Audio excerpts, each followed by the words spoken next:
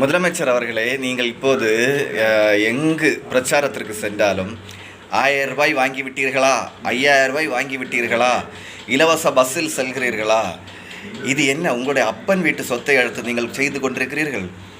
இல்லை என்றால் உங்களுடைய பாக்கெட்டில் இருக்கும் வருமானத்தை எடுத்தால் செய்து கொண்டிருக்கிறீர்கள்? நீங்களே ஹேண்ட் கேஷாக 10,000 ரூபாய் வைத்திருக்கிறீர்கள், ஒரு காரும் கிடையாதான், நடந்து போய் பிரச்சாரம் செய்கிறீர்கள். அப்படிப்பட்ட முதலமைச்சரிடமிருந்து எங்கிருந்து பணம்? தமிழக மக்களுக்கு மாதம் 1000 ரூபாய் கொடுப்பதற்கு, இந்த 5000 ரூபாய் கொடுப்பதற்கு எங்கிருந்து பணம்?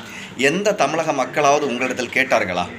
எந்த தமிழக மக்களாவது எங்களுக்கு 1000 ரூபாய் கொடுங்கள் என்று உங்களிடத்தில் கேட்டார்களா? நீங்களே உங்களுடைய சுயலாபத்திற்காக கொடுத்து கொண்டு நீங்கள் விலைவாசி வீட்டு வரி, கரண்டு வரி, தண்ணீர் வரி, ஐயோ அரிசி, பருப்பு, உள்ளி, எண்ணெய் அனைத்திலும் விலைவாசியை ஏற்றுவிட்டீர்கள். ஆனால் விலைவாசி ஏற்றிய நீங்கள் ஏழை பாலை மக்களுடைய கூலி தொழில் இருப்பவர்களுக்கு சம்பளம் உயர்ந்து விட்டதா? கேள்வி. சம்பளம் உயர்ந்து விட்டதா? தனியார் கம்பெனியில் வேலை பார்ப்பவர்களுக்கு சம்பளம் உயர்ந்து விட்டதா? தனியார் பள்ளிகளில் மற்ற பிள்ளைகளுக்கு பீஸானது கூடிக்கொண்டே இருக்கிறது.